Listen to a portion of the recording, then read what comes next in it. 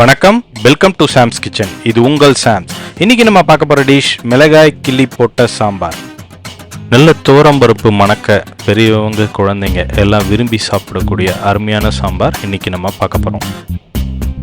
ஒரு 30 கிராம் துவரம்பருப்பு நல்லா தண்ணியில் கழுவி எடுத்தது ஒரு ப்ரெஷர் குக்கரில் ஆட் பண்ணிக்கோங்க.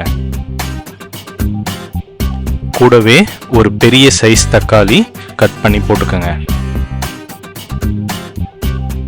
ஒரு சின்ன சைஸ் வெங்காயம்,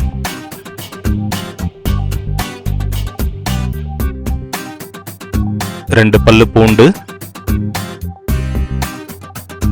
3 பச்சை மிளகாய்,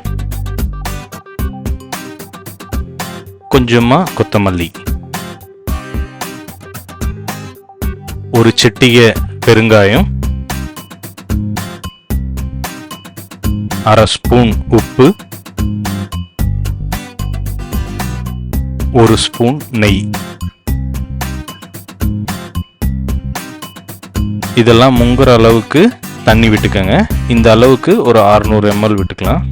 உங்களுக்கு அதிகமாக தண்ணி வேணுனாலும் விட்டுக்குங்க. இந்த சாம்பார் கொஞ்சம் தண்ணியாக இருந்தால் தான் நல்லாயிருக்கும்.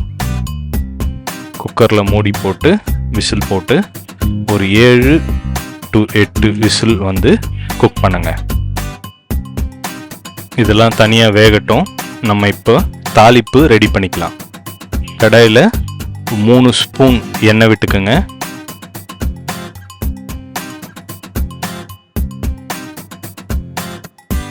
ஒரு ஸ்பூன் கடுகு. கடுகு நல்லா பொரிஞ்சு வந்ததும் 1 ஸ்பூன் ஜீரகம்,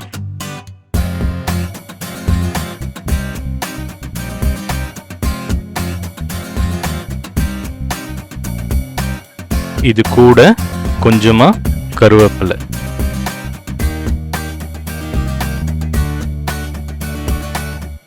அஞ்சு பல் பூண்டு நல்லா இடிச்சு இது கூட சேர்த்துக்கோங்க.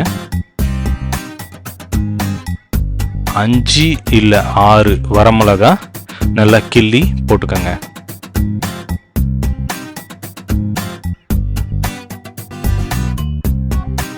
இதெல்லாம் கொஞ்சமா வதக்கி விட்டுக்கோங்க.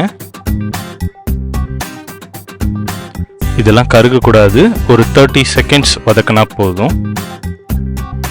கூடவே 1 கப் சின்ன வெங்காயம் கட் பண்ணி ஆட் பண்ணிக்கோங்க. இது எல்லாத்தையும் கொஞ்ச நேரம் வதக்கி விடுங்க. இது ஃபுல்லாக குக் ஆகக்கூடாது. ஒரு 40 to 50% வதக்கினா போதும். ஒரு சிட்டிகை பெருங்காயம், 1/2 ஸ்பூன் உப்பு எல்லாத்தையும் கலந்து விட்டுக்கோங்க. இது குக் ஆகட்டும். பேரலாக நம்ம வேக வச்சிருந்த பருப்பு வெந்துடுச்சு, ப்ரெஷரும் ரிலீஸ் ஆயிடுச்சு. இப்போ நம்ம அதை செக் பண்ணிடலாம்.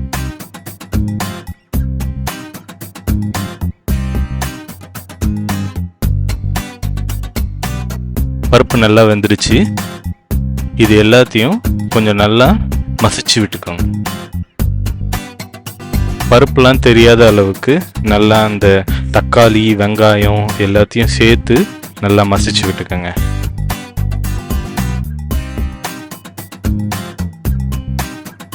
இப்போ அந்த பருப்பை இந்த தாளிப்பு கூட ஆட் பண்ணிக்கோங்க.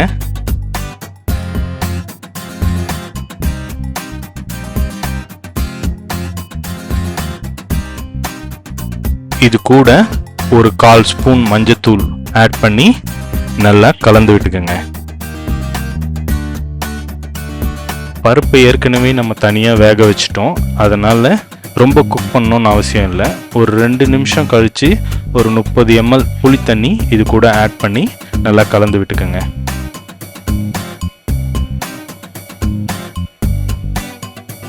ஒரு 5 நிமிஷம் அப்படியே விட்டிங்கன்னா நல்லா கொதிச்சு மேலே நுர கட்டியிருக்கும். அந்த ஸ்டேஜில் கொஞ்சமாக கொத்தமல்லி ஆட் பண்ணி டிஷ்ஷை கம்ப்ளீட் பண்ணிடுங்க.